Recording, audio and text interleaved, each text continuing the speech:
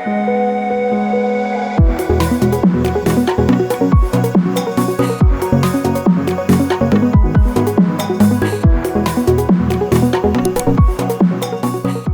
guys, and welcome back to the channel. I'm so glad to have you here. You know what to do if you like what you're seeing, you like what you're learning. Like and subscribe so you can come back and see the next one. What we're talking about today, sugar beets. I don't talk a lot about sugar beets. I always tend to talk about onions because that's where I spend most of my time. But sugar beet production makes up about 12 to 15% of the total acres that we plant on our farm. It's a significant contributor to our bottom line, and it's a very cool crop to talk about. That's what we're going to be going through today. What you've got behind me is a sugar beet pile. These beets have been harvested over the course of about the last month. They're going to be going to the sugar factory. We're going to show you how they were harvested, how they were loaded onto the trucks, how they were offloaded onto the trucks, and ultimately how they ended up in this pile.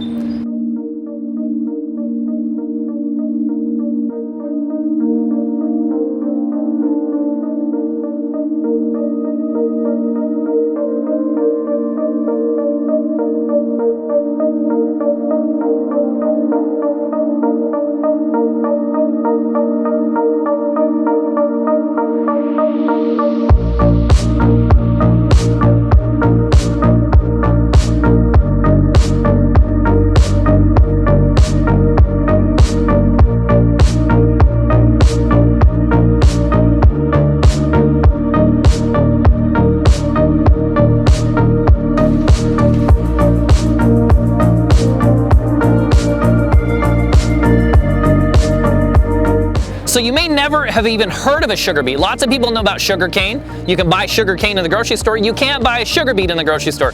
I don't know why. But sugar beets make up about 50% of all the sugar that's consumed in the United States.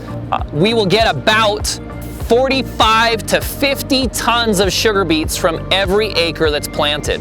This is a phenomenal growing region for that because we have these warm summer days, these cool nights, and as we cool, in the fall, the sugar content of the sugar beet comes up. We're gonna look at 17 to 20% sugar, possibly even a little higher, and that sugar concentrate is basically processed through the sugar beet factory. I hope to show you that someday as well. That sugar beet will go processed and be turned into raw sugar. A lot of people compare cane sugar to beet sugar. What's really the difference? Let me talk about that for just a second. It's almost exactly the same. If you take it to the lab, you can almost not tell the difference. They're both the same color, they have the same flavor profile. But back 50, 60, 70 years ago, there was a little bit of difference because they hadn't refined the process of beet sugar versus cane sugar. In today's world, it's almost exactly the same. One interesting fact, if you go and you buy beet sugar that's brown sugar, the molasses that's added to that is actually sugar cane. So you actually have a combination of both types of sugar if you're eating brown sugar from the facilities that use our beets. They'll ship tanker loads of molasses on the railroad, pull it right up next to the sugar factory, combine those two, and make a premium brown sugar for the cooking process for your consumption.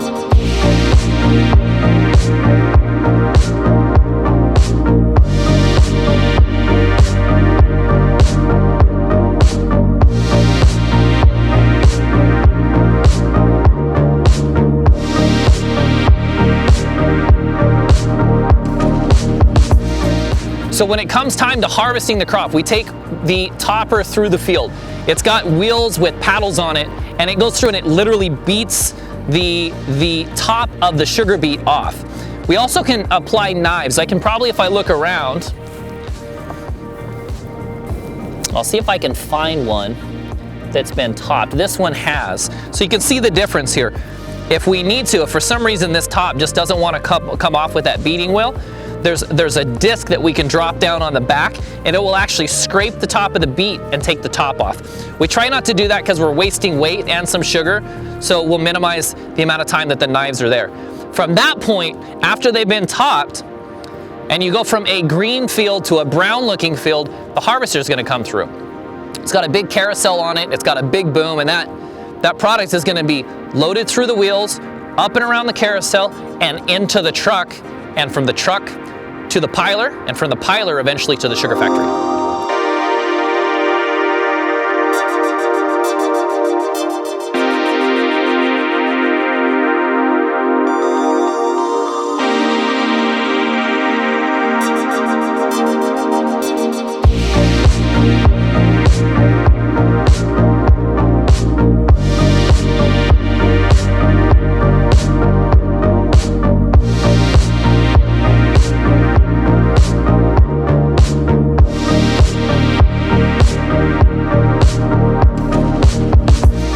Okay, so how do we decide when to harvest? When does harvest take place, and how long do we harvest for?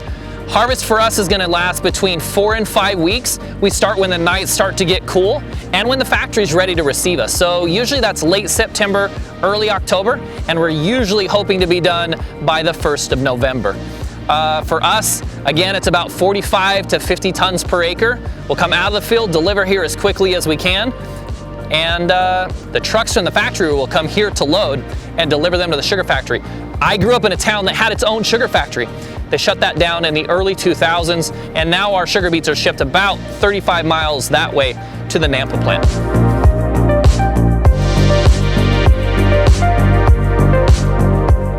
So what are some important facts to know about sugar beets? Number one, sugar beets are GMO, guys. They are genetically modified. And what is it that what are they modified to do?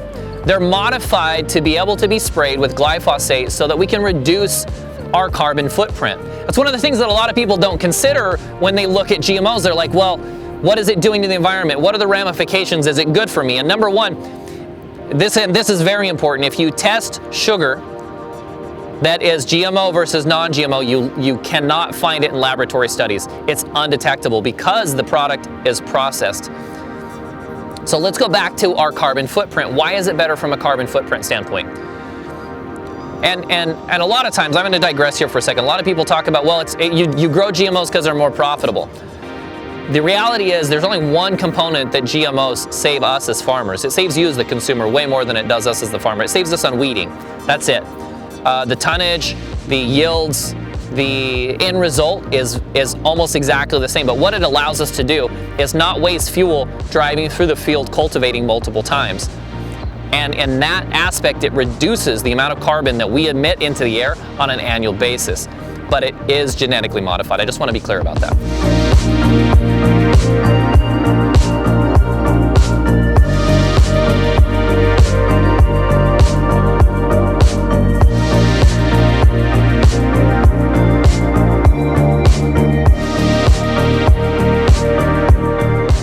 So the piece of equipment that you're looking at behind me is what we refer to as, at least colloquially, as the piler.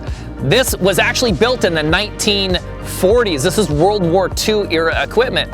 It's only used for a month or two at a time each year, so you can imagine why it's lasted this long. What they're gonna do is the trucks are gonna back up to the dumping station, offload, and the beets are gonna go up and get piled extremely high, clear up on top of those piles.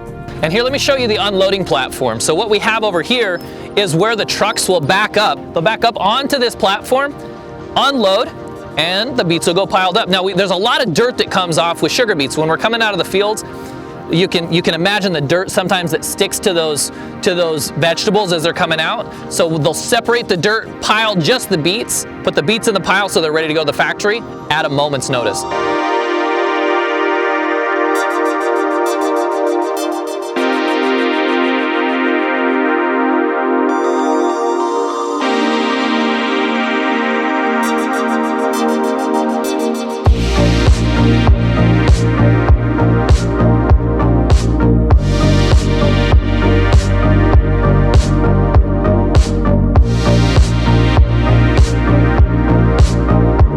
Okay, so we're at the sugar beet pile.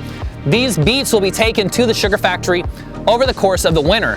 They can, in our region, it's actually cold enough that we can actually store the sugar beets outside. And if they freeze, it's okay, as long as they don't let them thaw out again. So what they'll do is what they call stripping the piles. They'll come if it starts to freeze. We haven't even had a bad freeze yet, but if we did, they would come and just strip the outside of the pile. They pull all the frozen beets off the outside, take them in, run them through the factory, let the outside of the pile freeze again, start the process over. So you kind of are using Mother Nature to freeze the product, to extend the shelf life, and to not waste money, again, on things like refrigeration and storages.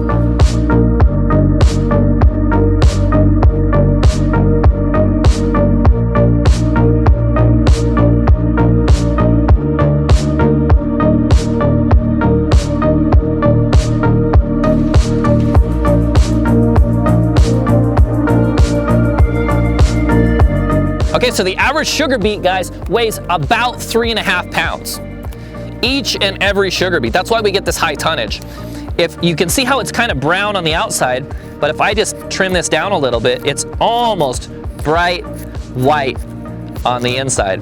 And if I just cut this open here, and I can actually get to a spot, and if I taste this, it's got a flavor similar to sugarcane. It's not as sweet, but it is extremely sweet. Like if I gave this to you, you'd have no doubt in your mind that it's a very sugary vegetable. And that's a sugar beet.